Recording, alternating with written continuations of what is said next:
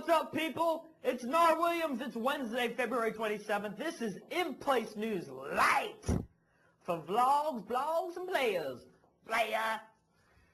In case you missed it last night, the big debate. Ooh, some fisticuffs there between Hillary Rodham Clinton and Barack Obama. They clashed over trade, health care, and the war in Iraq last night before what some people are calling the do or die March 4th primaries. I'm calling it D-Day. It's do or die for Clinton because she's the one trailing in the delegate count as well as the national polls. But she came out swinging, but was it enough? The debate began with a smile, but this race is full of stern talk from Hillary Clinton and negative advertising by Barack Obama. The campaign in Ohio has been abrasive between the two Democrats. I think it's important that you stand up for yourself and you point out these differences so that voters can have the information they need to make a decision. You know, for example, it's been unfortunate that Senator Obama has consistently said that I would force people to have health care whether they could afford it or not. Health care was the fuel for the first 16 minutes of arguing. Senator Clinton, not happy with how she thinks the media has treated Senator Obama, made reference to a recent parody. If anybody saw Saturday Night Live, you know, maybe we should ask Barack if he's comfortable and needs another pillow. The March 4th primaries are being billed as Clinton's last stand in the race for the Democratic nomination. So she really spent time on the offensive during this last debate before Ohio, Texas, Vermont, and Rhode Island vote on Tuesday. Obama didn't shy away either. Senator Clinton has, her campaign at least, has constantly sent out negative attacks on us, email, robocalls, flyers, television ads, radio calls. And, you know, we haven't whined about it because I understand that's the nature of these campaigns. What started as a fight between two senators ended like an awkward dance between Democrats. Both want the title of nominee so much they aren't willing to show signs of defeat, but they also realize they're on the same team. Mark Carlson, The Associated Press, Cleveland, Ohio. I don't understand why you asked me all the questions first. What was that all about? Why she complained about getting the first question is beyond me. The first question usually sets the tone of the debate, which, call me crazy, I thought candidates liked, so boo freaking who for you. So here's the question I humbly pose to you, dear watcher. Do the press actually favor Obama? What do you see? We want to hear from you. Either way, write us at info@inplacenews.com. Let us know if we, the media, lean towards Obama. And we'll read your comments on air. One person in the media that does not favor Barack Obama is that guy, Bill Cunningham, who was warming up a crowd at a John McCain rally when he called Obama a hack.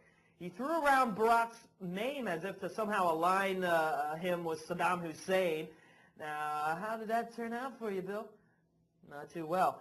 John McCain came out and denounced the comments, which didn't leave old Bill feel too good about John.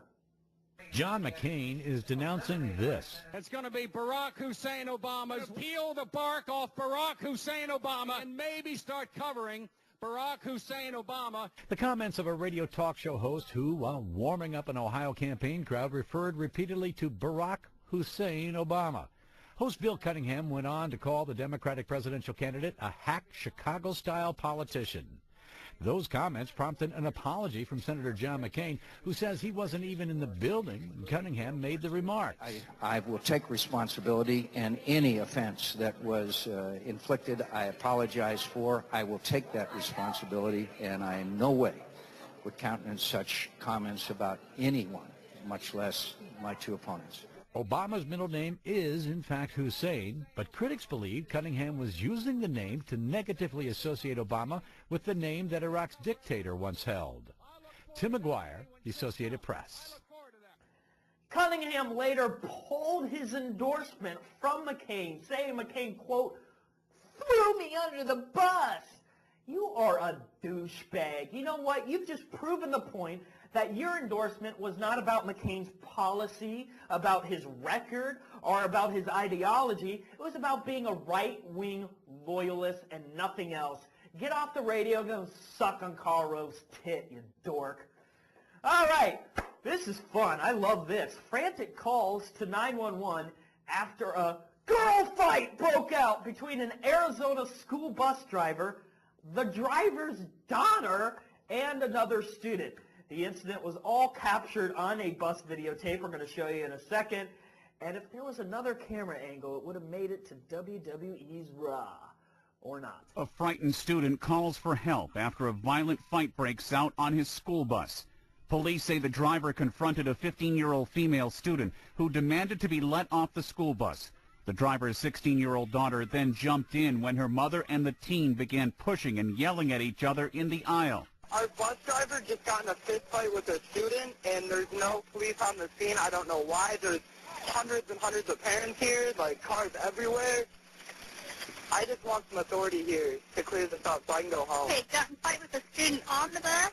Yeah, like a fist fight, and then her daughter jumped in and started fighting the girl that was fighting her mom. Outraged parents watched helplessly as the violence escalated on February 15th. There were probably 4 parents beating on the door, trying to get her to open the door so we could get in there to help the situation, and she would not open the door. Authorities want to file disorderly conduct charges against the driver and the girls. The school sent a letter to parents saying they're conducting their own investigation into the incident. Ed Donahue, The Associated Press. It was a rockin' and a rollin' in England, and we're not talking about the Beatles or Elton John or that crazy crack person, Amy Winehouse. No, an earthquake struck Britain early on Wednesday and was felt across large parts of the country. There was some damage. Check it out. Surely the person who was in this bed when a 5.3 earthquake hit England doesn't think the quake damage is minor. A chimney fell through the roof of this house. When my nephew got injured, they heard a rumbling, and then the chimney fell through straight onto him in bed. Broken pelvis.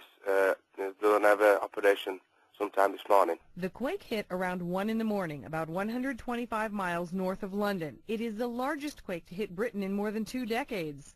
And earthquakes around this size happen roughly once every 30 years, so this is more or less on schedule. He says there is no way to know if there will be more. It's like buses. You can wait for ages and then 3 come along at once. This man's dog woke him up.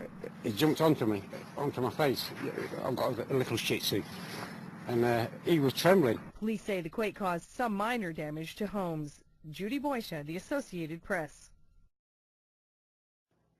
Guys, those are your headlines for IPN LiTE today. Big shout out to the Associated Press for their video. And guys, if you want to see some streaming news all day, check out iNPLACENEWS.com. There's a whole lot of stuff going on there. And download the IPN player. It's free, it's easy to use, and it takes up no room on your computer. Just click on this download button.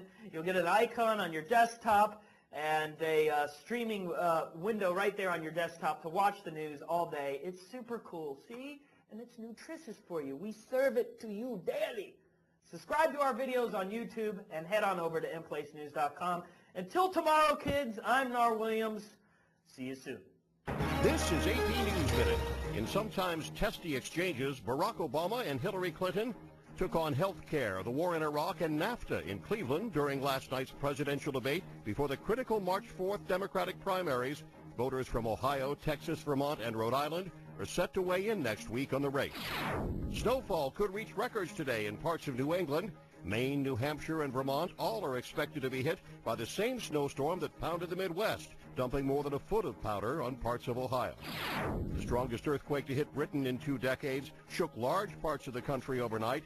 The 5.3 magnitude quake hit 125 miles north of London, causing minor damage to homes. So far, no injuries have been reported.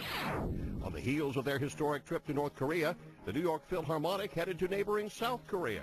The stop, part of their 5-city, 11-concert Asian tour. Conductor Lauren Moselle says the musicians' visit to North Korea was a wonderful experience. John Belmont, The Associated Press, with AP News Minute.